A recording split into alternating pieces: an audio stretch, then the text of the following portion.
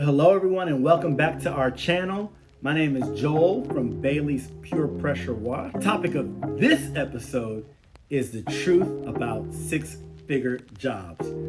So for those who did not watch our first video, I encourage you to go back and watch. But a brief introduction, I left corporate America to start my very own business. Having several years of experience in human resources has allowed me the rich opportunity to interface with people from entry level all the way up to the C-suite. Through many of our one-on-one meetings, coachings, even exit interviews, I have gleaned a lot of what I'm going to share with you today. With that as a backdrop or a canvas, so key takeaways for this video are going to be, what does it look like behind the curtain? Okay? What does it look like behind the curtain?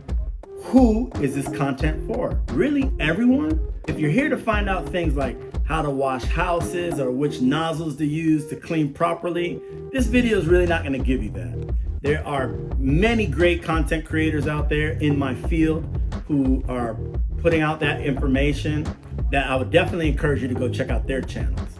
But instead, this content is for anyone who is either seeking a six-figure career, or maybe you already are in your six-figure career and thinking about maybe getting out, or if you're looking to maybe start your own business from the corporate world and become an entrepreneur, or even vice versa. I think this information will help you. With that said, everyone is welcome. Please feel free to leave a comment, even if you disagree. That's okay. One thing I will mention is this is my lived experience. I'm not going off of what I read in a book or what ChatGPT says. I'm just sharing with you what I gleaned through my 18 years of experience in corporate America in human resources. Okay, another disclaimer. This is not to say all six-figure careers or jobs are equal.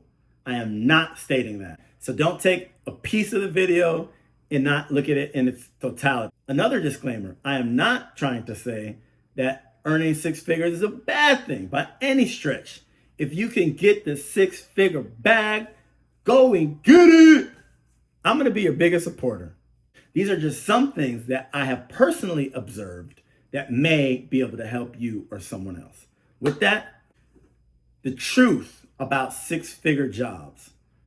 So some of the things I will share with you about my experience chasing the six-figure bag.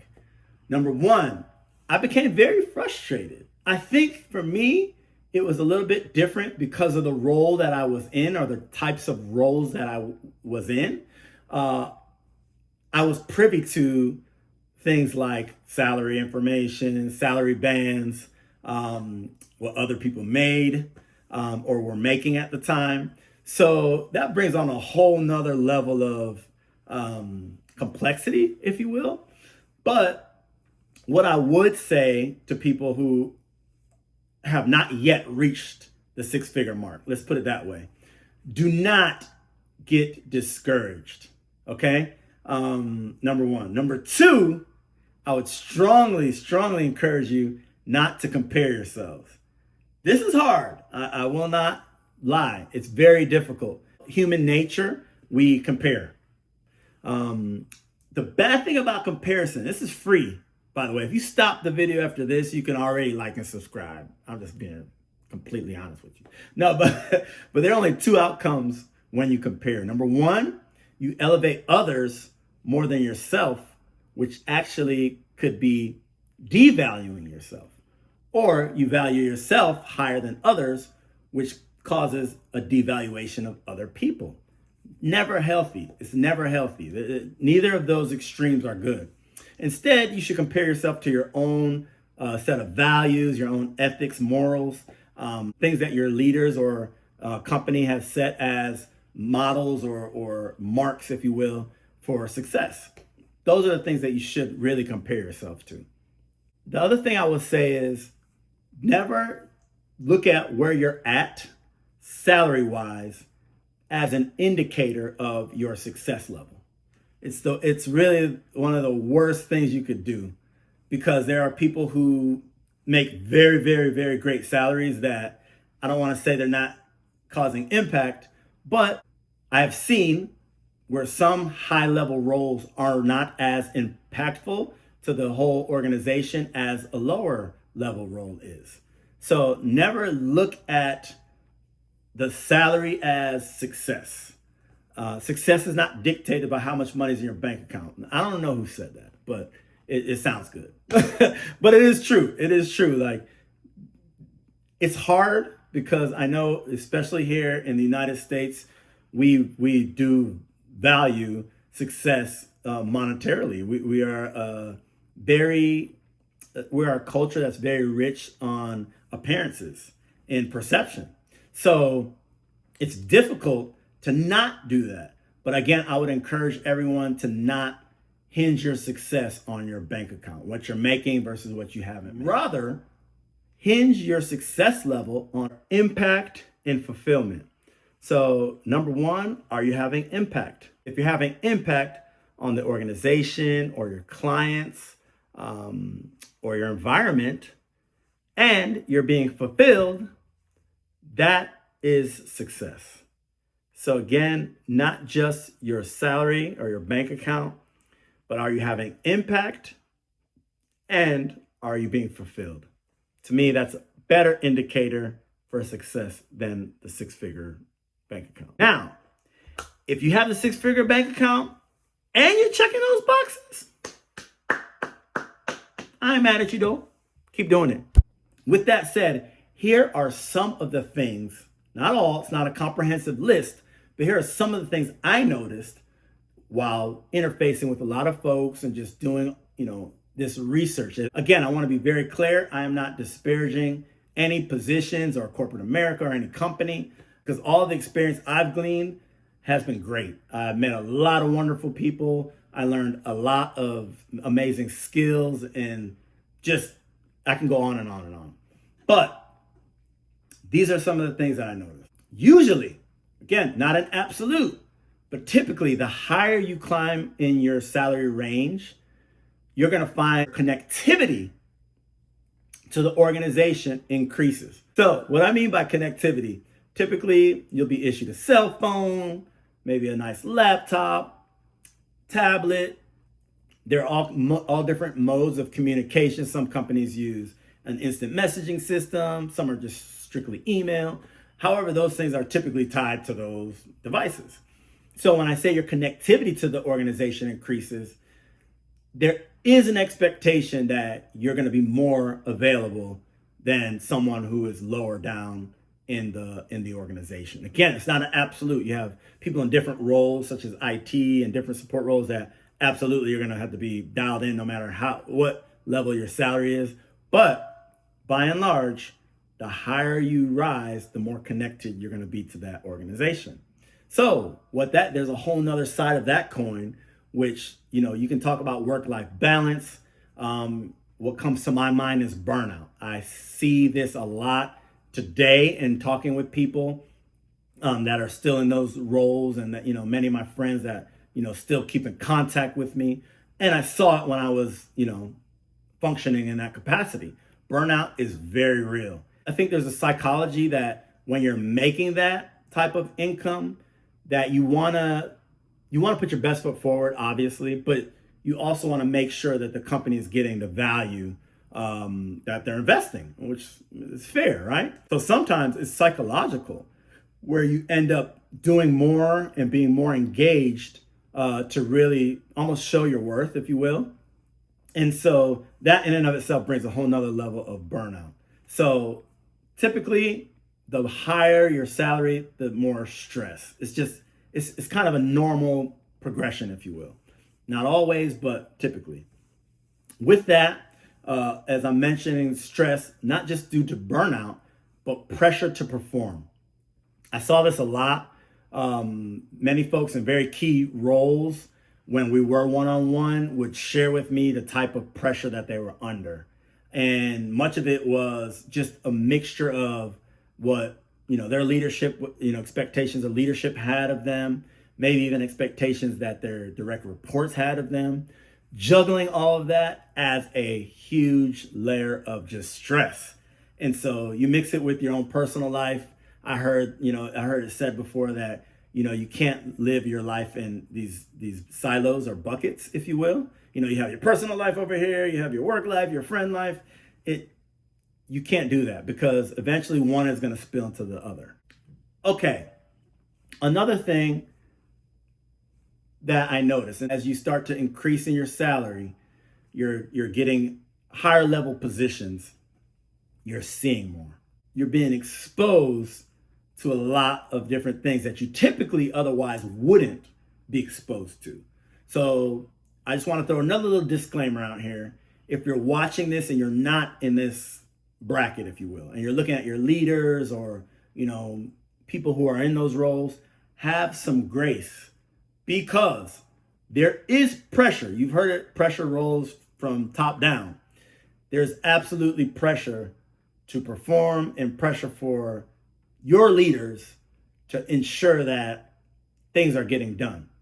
Okay. And when I say things, not just performance, not just the work, but hey, if upper level management thinks that this person's a problem and you're in between your management and this person, you better believe that you're now going to be looked at to resolve it, get rid of it. That's pressure. So again, I just want to go back to, I know I digressed a little bit, but the point I'm making is typically the higher the salary, the closer you are to seeing how the sausage is made, right? And with that, it leads me to my last point in this topic, which is pushing the company culture, i.e. politics. I use those interchangeably. There's always company politics, always. Any organization, any company, any corporation, any business, even entrepreneurs, what have you, there's always a type of culture in politics that are associated with that. Some would argue and say they're completely different. I'm kind of grouping it as one and the same because they flow into one another. So take it for what it's worth. But you'll hear, it in interviews, our culture, and these are our values and these types of things, all that language. At the end of the day, what you really want to know, what are the politics? What's the corporate politics, right? There's always going to be some form of protocol and a political landscape. Now, I'm not talking about right and left, but while we're here, for whatever it's worth, companies do have those slants as well. So I'm telling you right now, if your value system is on one extreme, you want to make sure that you are aligned with a company that is aligned as well with your belief system, your politics, your view. And now we're talking about political views. And why do I mention that? Because many folks get into these roles because they're only looking at salary or how many PTO days I get. And they're not taking into account these different ways of thinking, these different slants, right? And so it doesn't matter. I'm not saying one is one side. I'm just mentioning this information. I know it might start a lot of debate, but it is important to note these things on the front end. So that way you're not confused or disappointed when you find out, well, it seems like this kind of slant or agenda is being pushed. Better you know that on the forefront and you make an informed decision, not just about salary and number of days off you get, but about alignment. And so I'm going to delve a little bit deeper into that right now. And this is a point that I mentor a lot of folks on, even today. I did in the past, but I still do today. And it's make sure you do your research. As of the recording of this video, is 2026. There are no more excuses that you signed up with a company, you accepted a role, and you had no idea what the company culture was, i.e. politics. Okay, there are many ways of finding that out now. Do your research, ask questions. If there are people that you're connected with in your network who are currently working there or who have worked there in the past, reach out to them. Ask these types of questions, not just how long does it take me to move up? How long does it take me to get a promotion?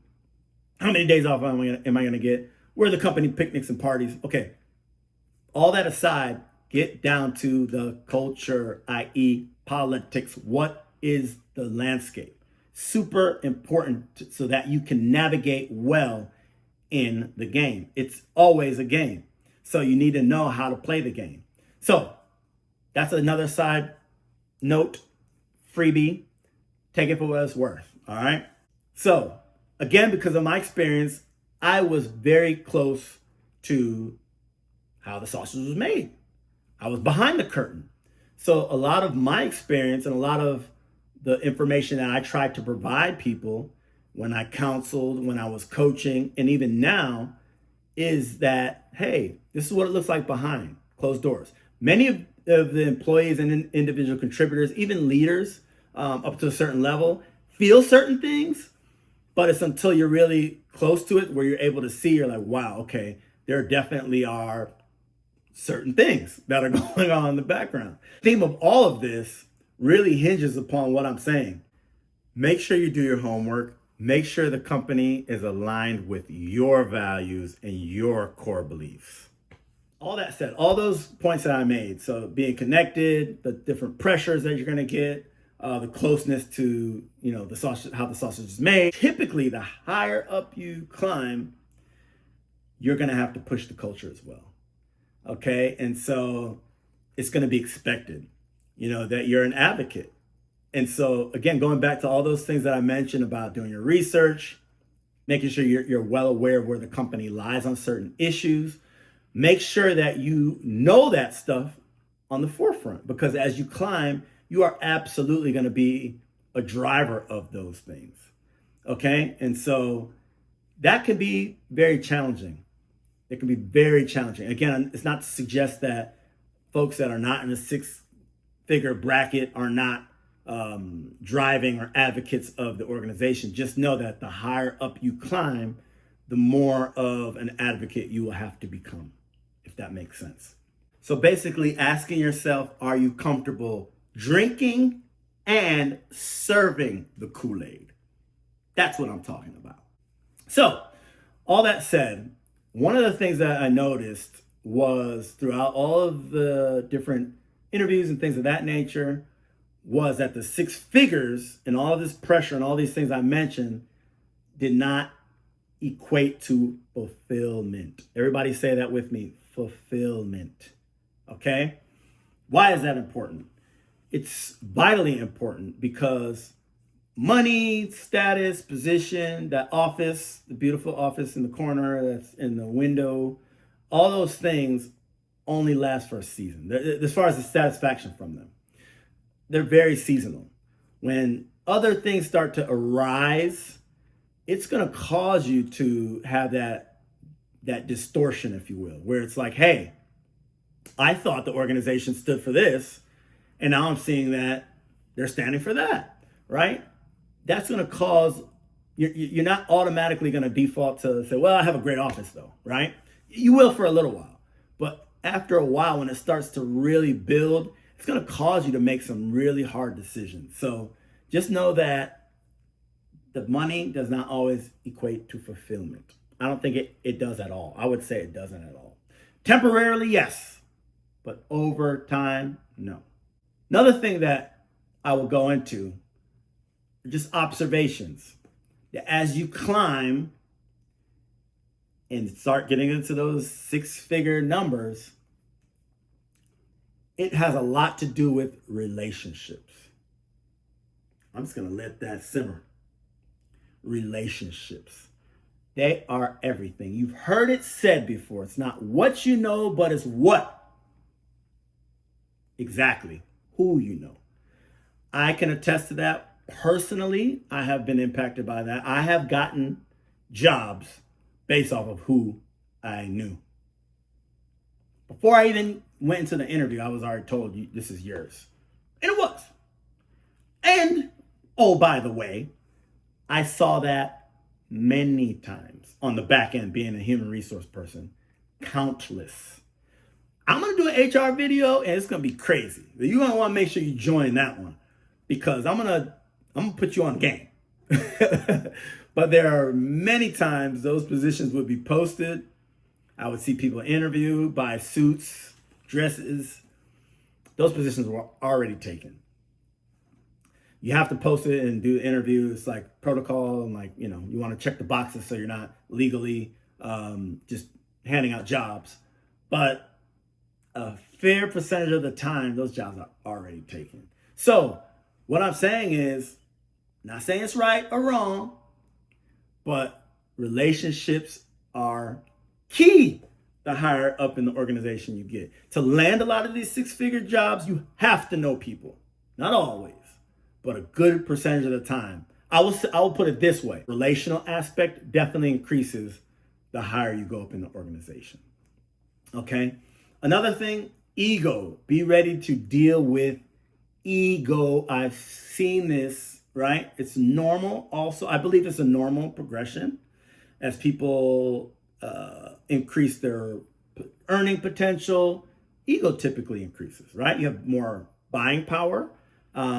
Typically they start spending more, and that's a whole nother topic that I'm not going to go down, which is I really could add it here as a talking point, that typically, when salary goes up, you develop more debt. But anyway, I'm not even going to touch that side of it. But the ego typically increases.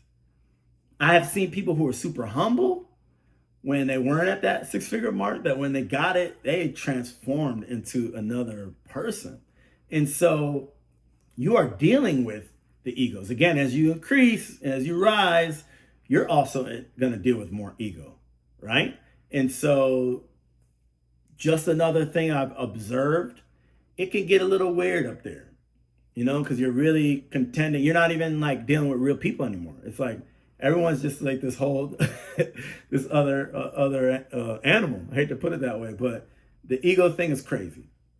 So influence. So what I mean by the influence in this portion, when I talk about influence, you have to have that influence. And so it causes people to, and kind of these also tie one to another, the ego, the relationships, the influence, because the more influence you have, typically in a relationship, the more you can progress, the more your salary might progress, the more you can maybe have a position created for you or for your buddy, the higher your friends, right? So that influence becomes super important and super strong at that level.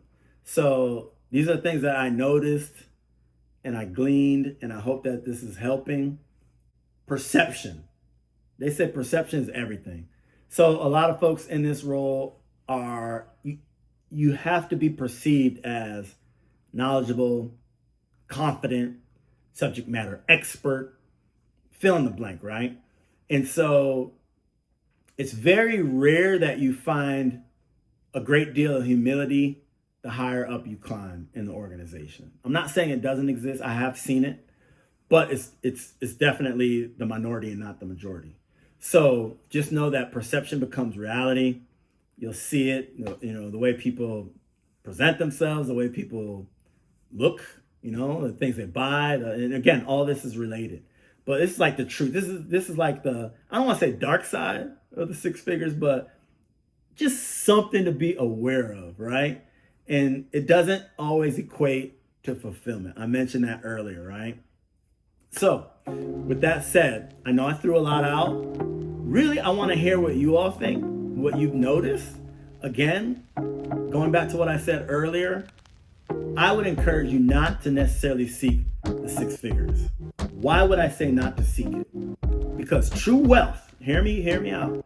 True wealth is not determined solely by your bank account, right? But instead, true wealth is having enough control over your life that your money becomes a tool and not a cage. And I want to close with this thought.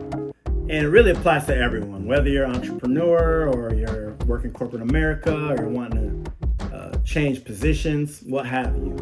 And it's by Stephen Covey. He was one of my favorite writers and motivational speakers. And I'm going to paraphrase it, but he says, be careful when you're on the ladder to success. And he says to make sure that you're on the right pathway. And he says, because you could climb that ladder so quickly and sacrifice so much, only to find out when you get to the top of that ladder, the ladder was on the wrong building. such a sobering thought. And so with that, just be careful when you're out there to make sure whatever pathway you're going on, it's the right pathway for you. Not what somebody else mapped out for you, not what you were supposed to do because of your degree or training or education. Just make sure your success ladder is on the right building.